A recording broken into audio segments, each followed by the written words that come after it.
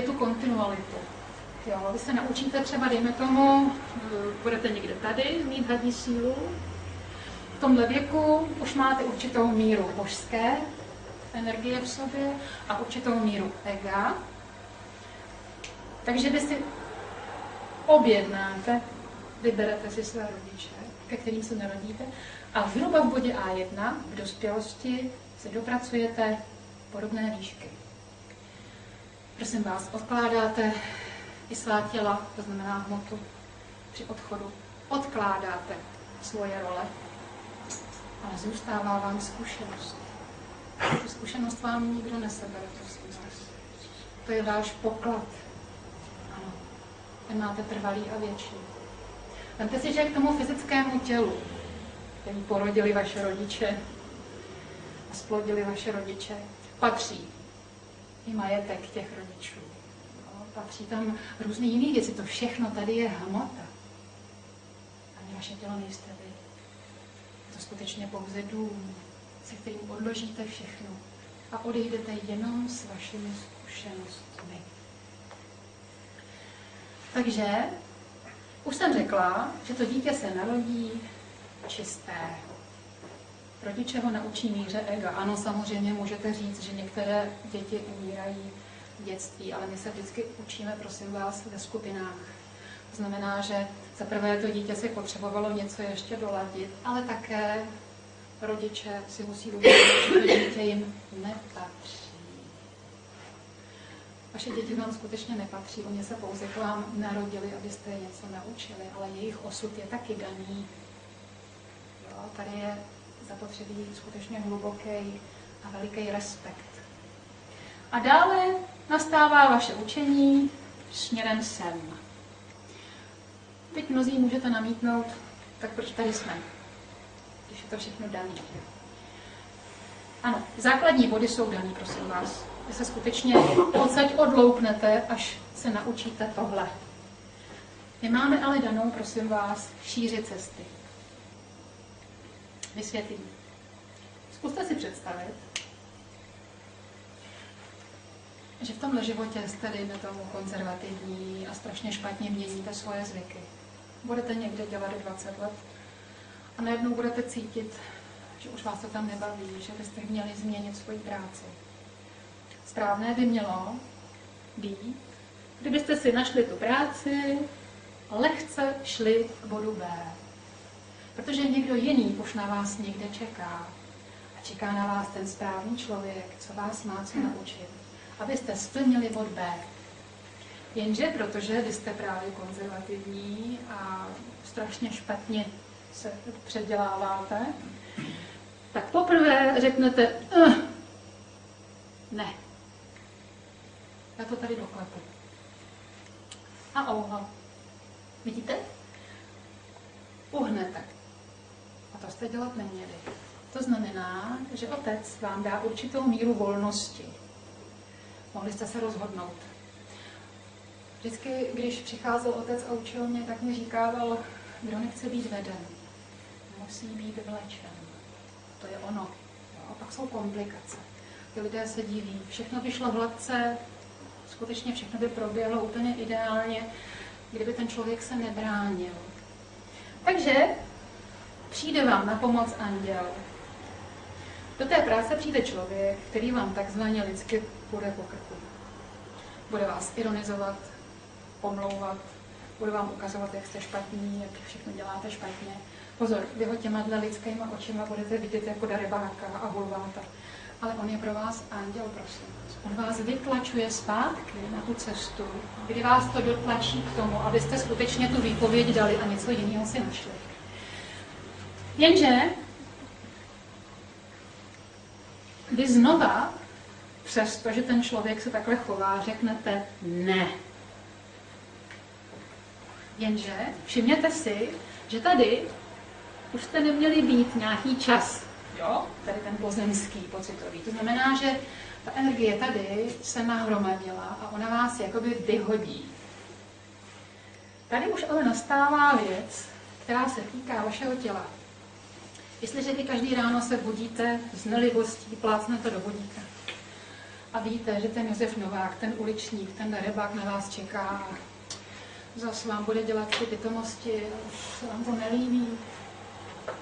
Takže vám se takhle sevře jednička.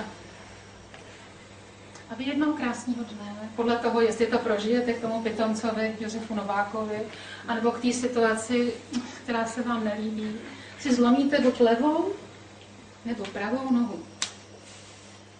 Což je další a trvalý náraz. Zůstanete v nemocnici ležet pár týdnů, možná měsíců, jenže to všechno pro vás bylo úžasné.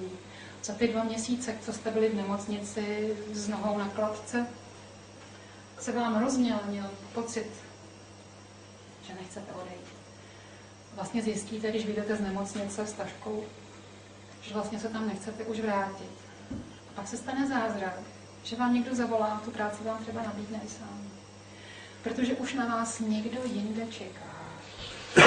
Takže tyhle komplikace, prosím vás, jste si mohli ušetřit. Když uvidíte kolem sebe takovéhle zádrhelé, skutečně ty lidé se to tvoří sami. A pak bědují a naříkají na svůj osud. Je to zbytečné, prosím vás. Máte být vždycky spokojení. Nezapomeňte na to. Takže, už jsem mluvila o tom, že když se dítě narodí, je to čistý Bůh. Ano, je čisté, prosím vás. A žije v jednotě. Vzpomeňte si, jak vypadá malé miminko. Ono sice občas pláče, ale jenom když to fyzické tělo, ve kterém je najednou jakoby ve vězení, má nějakou potřebu. Buď je počurané, pokakané, nebo má hlad, to znamená, že ho jakoby v uvozovkách něco bolí. Já si pamatuju, když můj nejstarší vnuk, když byl malinký Giovanni, si říkal, babičko, mě bolí bříško. A já kdykoliv jsem na něj šála, jsem nic necítila. A pak asi za rok a půl mi došlo, že měl hlad. On to jenom neuměl říct, jo, ale ještě v té češtině. Takže bylo mi to divný, že tam nic necítím. A si říkám, ten kluk furt si naříká na břicho. Ne, jo, zkrátka ty děti to vnímají jinak, to tělo. Uplyne zhruba 1,5 roku až 2 roky a to dítě, které je skutečně čisté a je to čistý pán, ono nemá myšlenky, to dítě prostě. Stav myšlenek začíná, až když poprvé to dítě řekne já.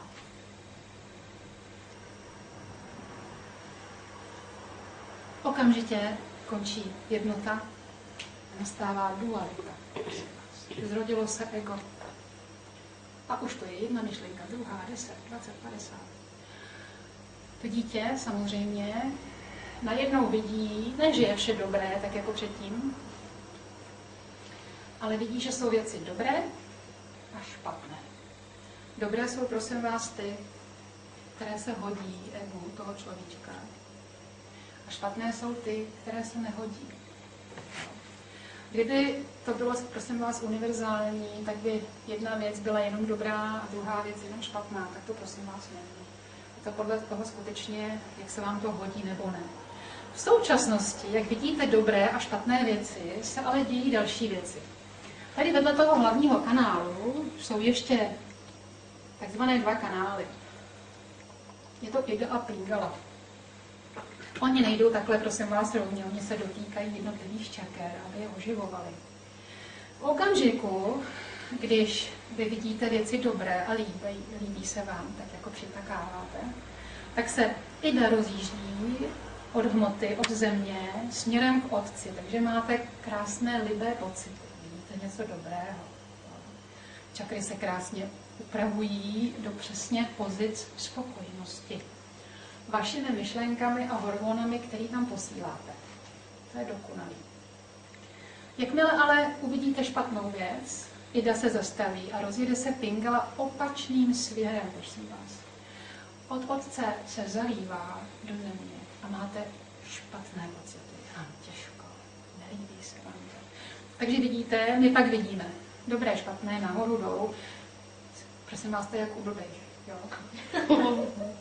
Teď si představte, že tak žijete spousty životů a štěstně tady, pod 6, kdy už člověk odkládá magii. A to s váma teď dělám. Já vás učím vlastně, že vše je dobré. To znamená, vidíte, já vás učím, aby obě ty strany vám šly nahoru.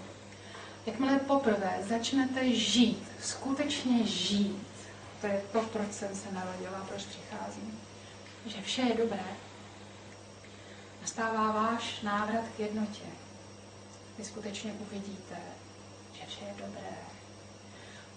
Od těchto okamžiků, kdy to začnete skutečně v praxi žít, se všechny čakry, které jsou větší hlavice mají dopředu, menší dozadu, oni se otočí směrem nahoru. A obě strany Ida s Pingalou se rozjedou směrem nahoru. A vy se stáváte takzvaným božským člověkem. Pak už skutečně se z vás stává takzvaný Bůh. Vidíte, že je vše dobré. Nemusíte o tom mluvit na veřejnosti. Stačí, že se tak chováte a jednáte, prosím vás. Je hodně těžké vysvětlovat vnějším lidem, proč tato hrozná věc je skutečně správná. Nemusíte o tom mluvit, oni by vám nerozuměli, nejsou na to, prosím vás, připraveni. Ale stačí, že svým chováním budete sklidňovat, že budete vysvětlovat lidsky, běžně, co je zapotřebí. Tím jim budete, prosím vás, upravovat jejich stav čaker a budete zlepšovat situaci kolem vás. Budete takovým sluncem pro ostatní lidi a tohle je hrozně důležité. Jo? Takže tady vidíte, že najednou to dítě se dostalo do duality. Ono projde celým životem, až sem k bodu B. Nastává okamžik, kdy jste se naučili, co jste měli, a přicházíte k takzvané smrti. Ano, říkám takzvaná smrt, protože prosím vás, smrt neexistuje vlastně. A my de facto zažíváme pouze rozvázání prvních 3 čaker, aby jsme se zase vrátili od 4 do 13 do neprojeveného světa. Takže okamžik smrti. Se rozpadne ego. Je to těsně před rozvázáním první čakry, kdy zase jako první myšlenka já vás vsunula do duality, tak zase poslední uzavírá dualitu já a vy se dostanete na druhou stranu do jednoty. Já jsem byla u tohohle okamžiku, když mi umíral můj tatínek před 20 lety. A on tak třeštil oči. Já jsem viděla ten úžas a údiv. On nevěřil svým očím, kdy najednou viděl, že všechno je on. A že vše je dobré. V tom okamžiku do minuty se vám rozváže, prosím vás, první čakra. Druhá čakra se rozvazuje do týdne a do 40 dnů, přesně tak, jako když se narodí miminko a uvelebí se v tom těle, jako 6 nedělí, tak 40 dnů, tak zase máme těch samých 40 dnů na druhou stranu. Do 40 dnů se vám rozpadá, prosím vás, astrální tělo. Až se dostanu potom k 6. čakře, to bude někdy až zítra dopoledne, tak vám ukážu, že vaše astrální tělo, když budete už nad 6 jako bytosti, bude nahraženo světelným tělem, který je vybudovaný ve fázi přechodu přes 6. čakru. Tenhle člověk je vědomý už tady, skutečně. Já žiju i v neprojeveném, i v projeveném světě zároveň. Mí takzvaný mrtví mě nikdy neopustili, navštěvují mě. Nikdy o někoho nemůžete přijít, skutečně. Je to nezvratné, to krásné. Takže v současnosti, vidíte, tady se děje proces ten, že tady život po životě vám stoupá božská energie. Ale vedle, paralelně nastává další proces, který je opačný. V tomto procesu vy v prvním životě dostanete neuvěřitelný dar, prosím vás. Je to skutečně dar.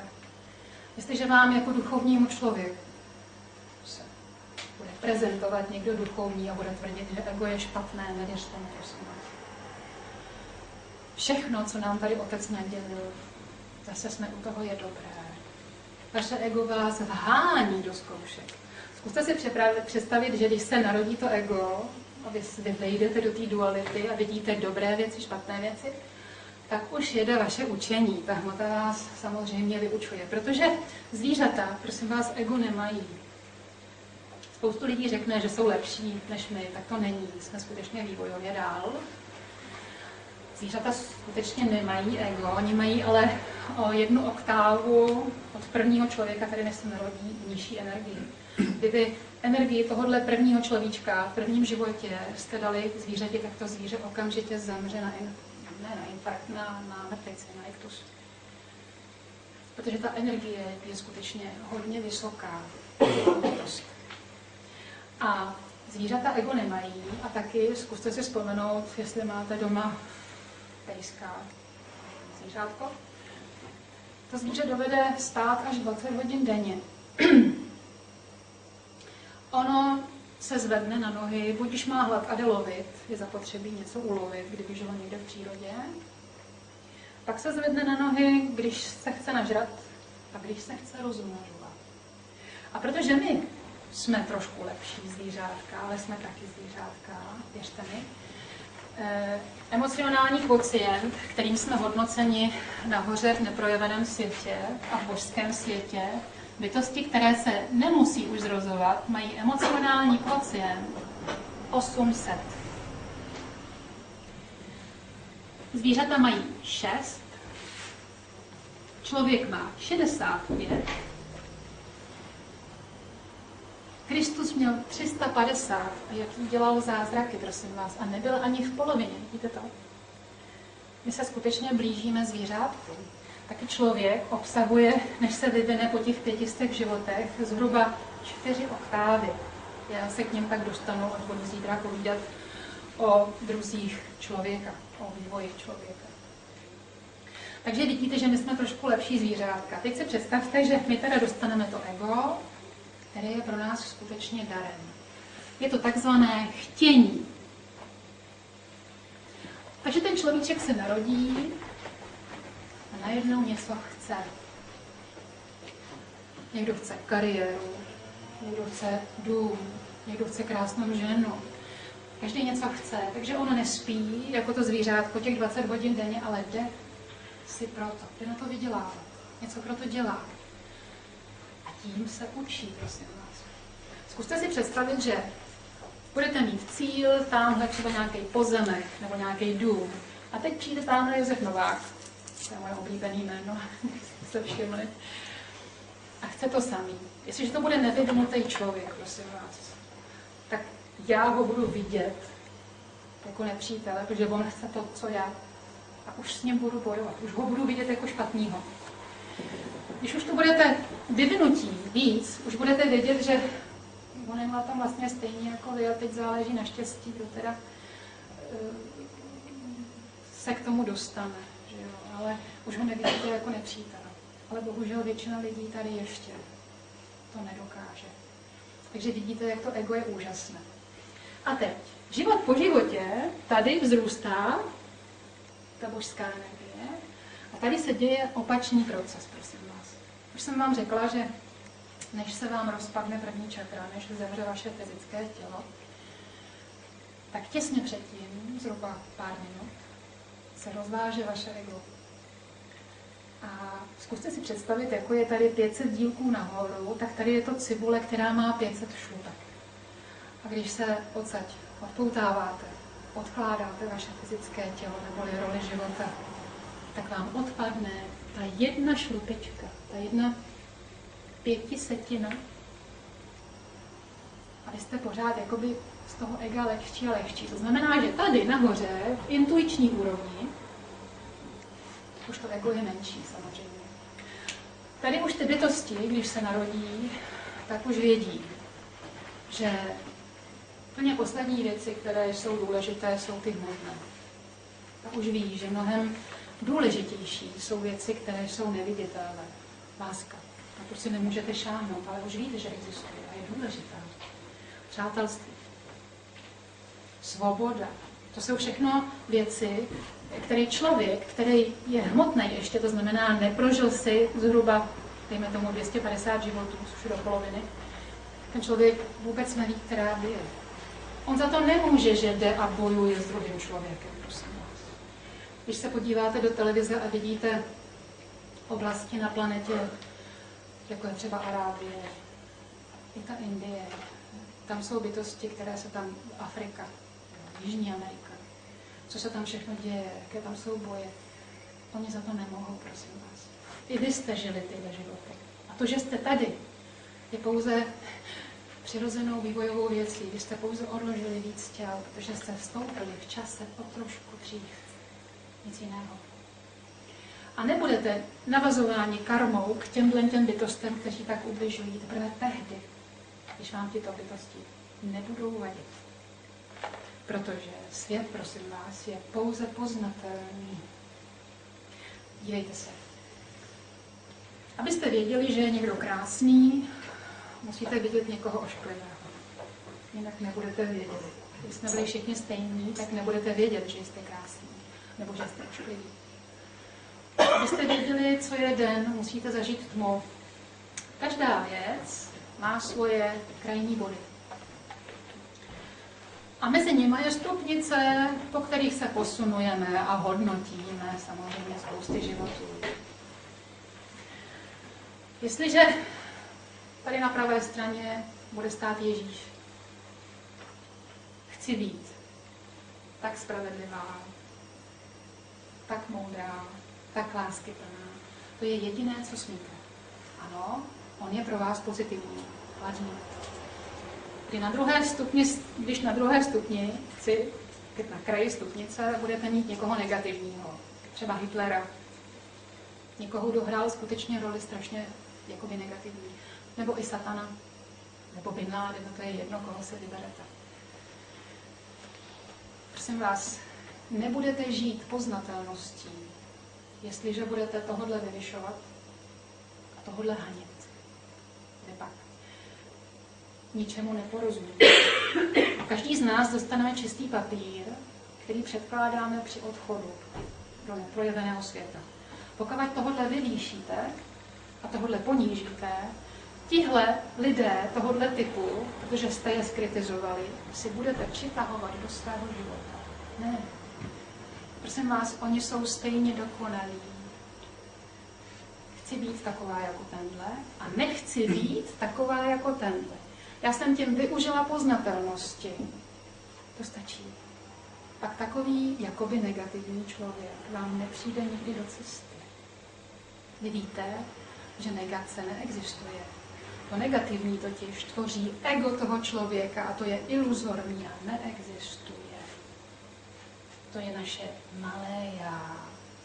A až budeme u 4. čakry na konci dnešní přednášky, tak se vlastně dozvíte, kdo je to malé já, abyste se ho nebáli a uměli mu porozumět a neposlouchali ho, prosím vás.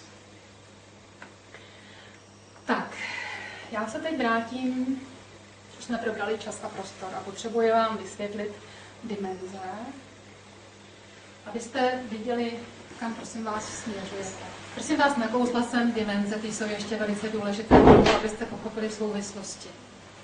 Teď, už jsem vám říkala, že s vámi dělám spoustu věcí, ale všechno je vlastně jedno a to jediné. Buď je to otevírání oka, anebo vás tahám přes 4. do 5. dimenze. První dimenzi vám nemusím, prosím vás, vysvětlovat, to je dimenze bodu, to už máte dávno za sebou. Druhá dimenze je dimenze, kdy z jednoho bodu se rozmnoží jedna linie, druhá linie a vzniká plocha. V druhé dimenzi žijou všechny bytosti, které vnímají jenom plochu. Takže když taková bytost poleze po té ploše a vnímá jenom plochu a dali byste před ní buď prst, anebo papír, ona neví, kde se to vzalo, co to tam je, odkud to přišlo. Jestliže ten papír nebo tu ruku milimetr nadzvednete na tu plochu, ona už to neuvidí, i když tam ruka nebo papír bude a poleze dál. Tohle je v druhé dimenzi. Třetí dimenze je naše dimenze. Běžných lidí, pozor, lidí, kteří mají ego. To jsou lidé, kteří se nesjednotili v jednotě, neboli nežijí v přítomnosti. Všechno vám vysvětlím o pár minut později. To znamená, že z té plochy se vydělí ještě v rohu další strana a vzniká takové akvárium pomyslné. Jakmile uvidíte ten tvar, tu krychli nebo kvádr, třeba jako je ta místnost, tak uprostřed se pro vaše smysly, protože patří vaše smysly k hmotnému tělu, vytvoří umělá virtuální realita, takzvané časoprostorové křivky. Je to proto, že lidé nebo bytosti žijící ve 3D mají ega, neboli ubližují si. Oni jsou oddělení. Vidíte, já vás tahám vlastně jakoby do jednoty z duality.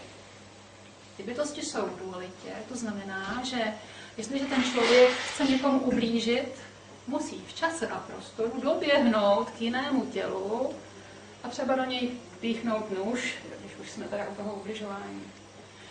Kdyby tyhle bytosti věděly, že jde cokoliv udělat myšlenkou, tak by to udělali. Proto tady Otec nám dává vědomí duality a oddělenosti, aby k těmhle věcem nedocházelo. Teprve člověk, který se naučí žít tady v prostředním kanále, což se budeme učit za krátký čas, a budete se chovat přesně ve středu, to znamená v jednotě, s taškrenstvem, a začnete to skutečně po mnoha zkouškách ve svých životech žít. Začnete to umět. Přestane pro vás, jako pro mě, existovat čas a prostor, prosím vás. Vy jste stejní jako já. Já nejsem nic lepší, já jsem úplně stejná jako vy. Pouze přicházím vás tohle učit. Začnete tvořit. Možná, že se k tomu dostaneme. Já jsem zažila neuvěřitelné zázraky celý život. Děli se mi neuvěřitelné věci. Ale k tomu se dostaneme možná až zítra, až budete mít zájem. Takže čas a prostor je spojený. Tady už slyšíte časoprostorová křivka. Jestliže se ale naučíte žít v přítomnosti, to znamená ve spokojenosti. Teď vám ukážu na každé čakře, co znamená přítomnost. První čakra, o tom jsem už mluvila. Když tady a teď budete spokojení, nechcete být ani v minulosti, ani v budoucnosti. To znamená, předtím to bylo lepší, než ona sem přišla, začala tady povídat. A nebo už, abych byl pryč. Jo? To jsou pocity, kdy se vám tady nelíbí. Jestliže se vám tady líbí, čakra má ideální velikost. A to je tohle. Jo? Není ani smrštěná, ani hodně otevřená. Tehdy Otec ve vás pracuje. Jste plní síly, je vám dobře, všechno klape. No. To je stav přítomnosti na první čakře. Druhá čakra. Na druhé čakře je takzvané odpouštění. Všimněte si orgány, které tady pracují. Jsou vylučovací orgány. Zkuste si představit, všechno, co je duchovního, souvisí s naším fyzickým tělem. Když vám někdo něco udělá, nějak vám ublíží podle vašeho názoru, tak a vy nejste schopni zapomenout na tuhle situaci, která se někde v minulý přítomný chvíli stala.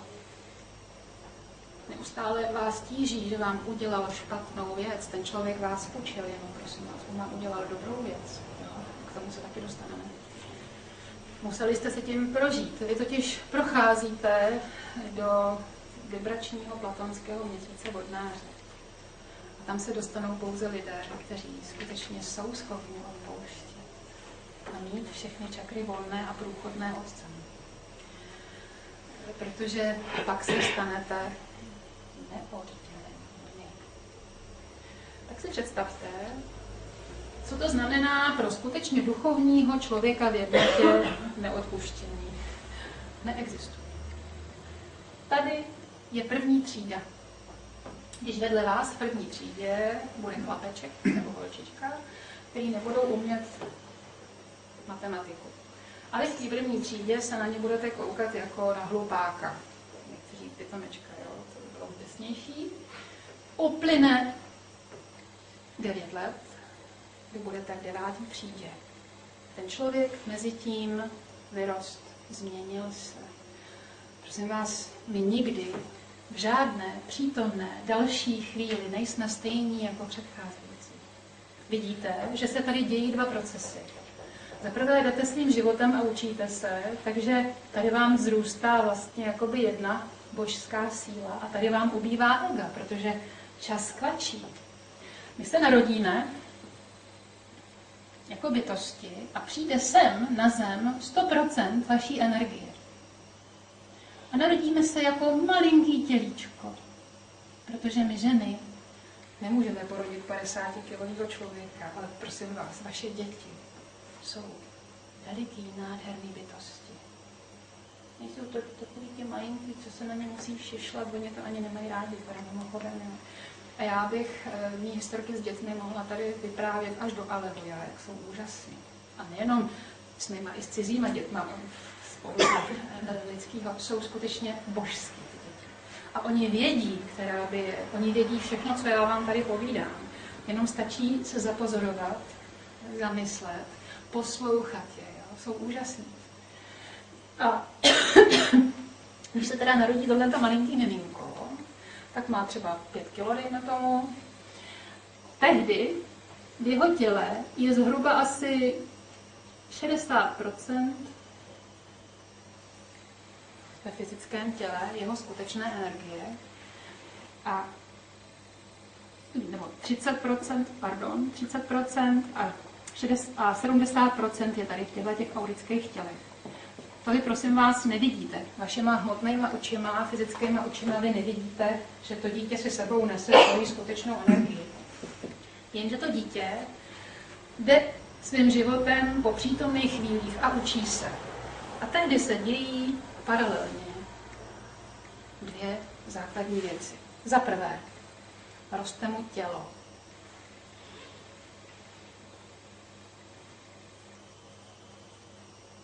Protože v jeho těle se dějí, jako v našem světě, to už jsem řekla, 2 základní věci. Rodí se a umírají buňky.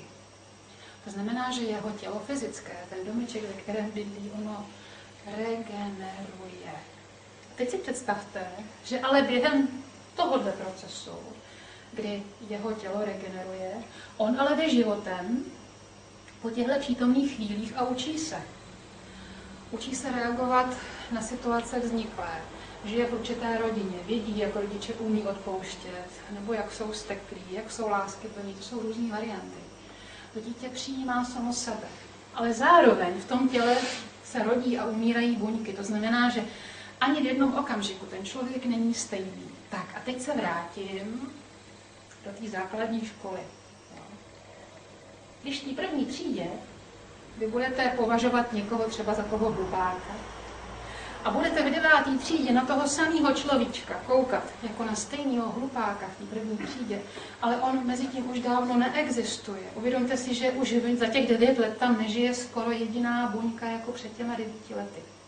Spoustu se narodilo jiných, spoustu umřelo, ale hlavně oni jinak přemýšlí.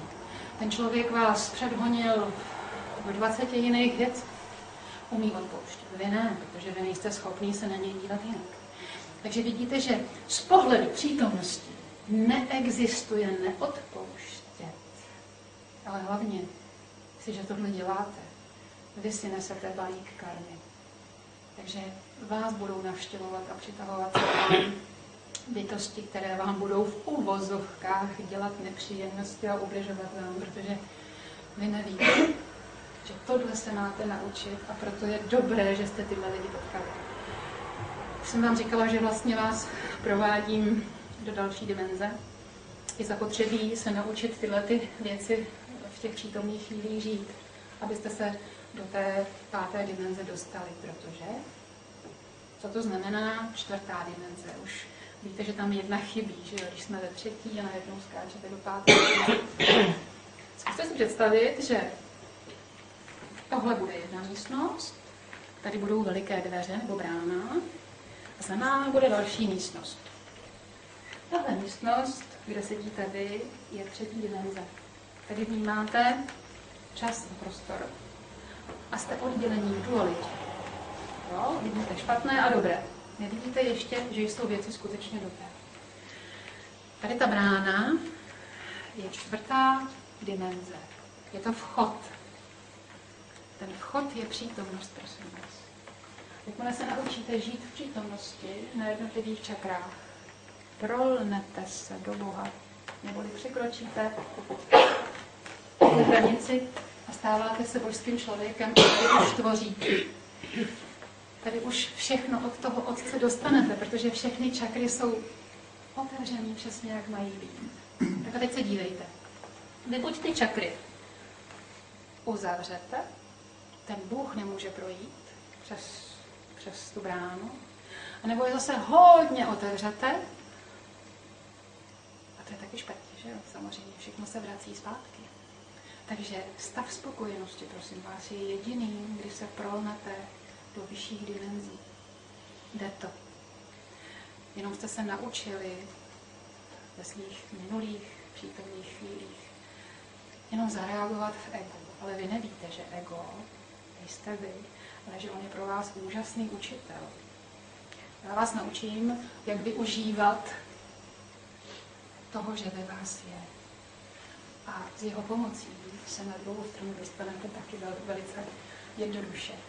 Když vám bude někdo tvrdit, že ego je špatné, nevěřte mu. Ten člověk nebude vidět, která bije. Existuje jedna nádherná, pravdivá, mystická rovnice. Já jsem vám tady napsala. Bůh plus ego rovná se člověk. To znamená, že do svého božství se dostanete tehdy, to je Bůh, rovná se člověk minus ego. Ale všimněte si, určitě na téhle jednoduché rovnici uvidíte, že střed, jedna strana se rovná druhé straně. To znamená, že ego je také božské. Ono vám pomáhá. Lidé, kteří považují ego vlastně za špatné, tak už neumějí v tomto případě matematiku. Všímáte se toho? My se k tomu dostaneme, až budeme u čtvrté čakry, abyste to pochopili prakticky, protože já jsem praktik. Spoustu lidí tady skutečně žije neuvěřitelně čistě a relativně, když některým lidem šahám do aury. Jsou tam drobnosti. Jenom není tam praxe, ale jinak ty lidé se snaží být čistí. Už chtějí toho Boha mít v sobě, neboli dobro v sobě. Nechtějí reagovat s negativníma emocemi. A to je základ toho, že víte, že když jste vevnitř dobří, vám je hrozně dobře. A odmítáte stavy, kdy negujete něco. Jo? Takže na trojice přítomnost, jo? Jak vypadá. Tady a teď se něco stane, to je v tomhle bodě, a v následné přítomné chvíli vy vyloudíte ze sebe zlost. Buď do hmoty, na Josefa Noháka, kterýho si zhmotníte. Vědomte si, prosím vás, že on neexistuje. Řekla jsem vám hned na začátku, že všechno je Bůh. Bůh je rozsekaný na neuvěřitelné množství malých částí. A hraje role. A ty role mají svoje těla. My žijeme v trojnosti. Máte tělo, máte roli, to je vaše jméno a tvár. A máte Boha v sobě, na kterého jste, prosím vás, zapomněli, ale on tam je. To znamená, že jestliže Bůh ve vás ublíží Bohu v druhém člověku, byť jakýkoliv, vy ubližujete sami sobě. Pravá podstata je božská toho člověka. Navíc nesmíte mu ublížit ani myšlenkou, protože vy nejste tělo. Největším omylem lidstva je, že si lidé myslí, že jsou tělo. A když potom ten člověk někomu nevynadá pusou, která je hmotná, samozřejmě, řekne, to není možný, spravedlnost neexistuje, já jsem mu nic neudělal, podívej, jak mě spražil, nebo co mi udělal. Ne. On mu sice touhle pusou nic neřekl, ale v hlavě si o tom člověku myslel hrozně moc ošklivý věci. Takže on si to skutečně zaslouží. Prosím vás, vy jste myšlenka. Vy jste energie, která to tělo oživuje. Hlídejte si své myšlenky. Pozor, přijdou tam samozřejmě špatné myšlenky, ale ty nejsou vaše. Vy jste nadia, vy jste božství. To, co tam přichází negativního, nejste vy, ale vaše ego, které vás ponouká a našeptává vám, abyste se k němu přiklonili. Člověk, který už je na docela vysoké úrovni, ten bude vědět, že to, co je v něm špatné, není on, tak se k tomu nebude hlásit. Jestli jste tady někteří Tomášovci, pana Tomáše strašně moc miluji, úžasný člověk. On vždycky říkával, když kolem vás proběhne nějaká myšlenka, tak si ji představujte jako projíždějící auto nebo míč, jo, tak to je, prosím vás, i s negativníma myšlenkama, ty nejsou vaše. Vy jste božství. Všechno, co je tam negativní, nejste vy. Ale jestliže už si o sobě budete myslet, když to tam proběhne, já jsem špatný, to už je špatný. Jo? To už si strháváte svoji spokojenost na čakrách, protože vás strhává vědomí a mylná domněnka, že to zlo ve vás jste vy, nejste to vy, prosím vás. Takže tady správný postup je samozřejmě, jestliže se něco stane, tak neudělat zlost. Jo? Vy můžete napravit to, co se stalo, to, co vás rozvadilo. To je zbytečný tu zlost vytvořit. Jestliže tu zlost vytvoříte karmu. A tak vám přitáhne člověka, který vám něco podobného udělá. Ale nemůže za to ten člověk, on je k vám přitahovaný karmou. Vy jste se to nenaučili nemít zlost. Vy sami sobě všechno děláte. Nikdo druhý neexistuje, kdo by vám co udělal. Je jedna ohromná velká bytost, která hraje hru. Když tu hru prohlídnete, můžete se zbavit úplně všeho. Dívejte se. My tady vývojově procházíme 3 fázemi. První fáze je, kdy spousty životů, až sem někam pod 6, ten člověk dá ráno, protože bojuje, on je oddělený, takže bojuje o svá práva, o svých chtění, mít věci a jídlo a majetek a ženu a všechno. To, co jenom si dovede představit. Tím zapíše karmu a někdo druhý mu tu karmu musí vybít. Ty lidé neví, že ten, kdo mu to vybíjí, je anděl, protože mu zlikvidoval zápis. Ono je to obráceně. Oni to vidí jinak těma hmotnýma očima. Takže to je mnoho životů. To je minimálně 450 životů. Pak najednou, poprvé v jednom životě, mu dojde v druhé fázi, že vlastně, a to už se začíná zaobírat poznatelností, prosím vás, že vlastně, když to tomu člověku vrátí, tak vypadá stejně jako on, ale už takový být nechce. Já jsem tohle prožívala kdysi dávno na zvolání, když jsem ještě nebyla v soukromí, před 20 lety. A tam jedna kolegyně, ona byla taková hodně ústnatá, já teď budu prosták, jo. Mě říkávala, ty jsi hrozná. Kdyby ty kýbl sraček někdo postavil na hlavu, tak mu ještě poděkuješ. A já jsem tenkrát jí řekla, ano, Heleno, máš pravdu. Ale mně se nelíbí, jak ten člověk se chová a já mu lehce odpustit. Já neznám pocity křivdy. Ale když já mu to oplatím, tak budu stejná jako on. A já taková být nechci. Pozor. V tomto období ale si uvědomte, že po předcházejících spoustě životech, než vám tohle dojde, máte všude na každý čakře někde nějakou karmičku. Takže v té době s prominutím teda vypadáte jak blbečkové, co si nechají všechno líbit. Tu vám přijde někdo ublížit, tam ten, druhý, třetí, čtvrtý, pátý, všichni kroutějí hlavou, jak jste hloupí a nevrací. Prosím vás, vydržte. Oni neví, která je. Jednoho dne totiž všechny karmy, aniž byste je vrátili, budou splacené. Ti lidé, kteří vám to přicházejí vybíjet, jsou vaši anděle. Jednoho dne se dožijete, kdy na těle nebudete mít žádnou karmu. Pokud si ji tam v tu dobu neuděláte, ale to potom skutečně přichází okamžitě. Jo. S karmou je to, prosím vás, jako ve frontě na maso. Když ten člověk jich dělá strašně hodně, jakoby těch výky musí není schopný si uvědomit, Ježíš, to jsem dělal tamhle někomu jinému. To jsem vlastně dělal taky. Ale když už tam máte jenom jednoho človíčka před sebou, než přijdete vlastně na tu řadu, za 2 hodiny, druhý den, za týden, máte to na krku a víte, to jsem vlastně udělal, to se mi nelíbilo. Takže prosím vás, skutečně věřící člověk, aniž byste se uměli modlit,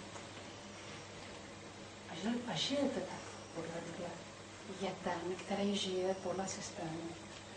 To, co nechceš, aby tě dělali druzí, nedělej druhým lidem.